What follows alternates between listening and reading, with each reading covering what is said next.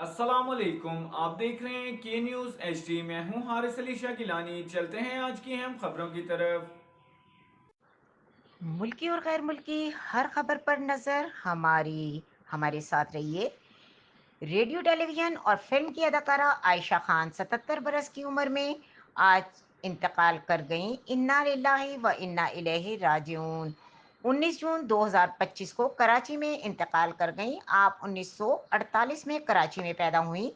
आज मारूफ अदाकारा खालदा रियासत की बड़ी बहन थी। मोहतरमा गुलशन इकबाल कराची ब्लॉक 7 के एक फ्लैट में अकेली रहती थीं और किसी मर्ज में मुब्तला थीं। पड़ोसियों ने पुलिस को इत्तला दी तो मालूम हुआ कि आयशा खान की लाश 6 रोज पुरानी है।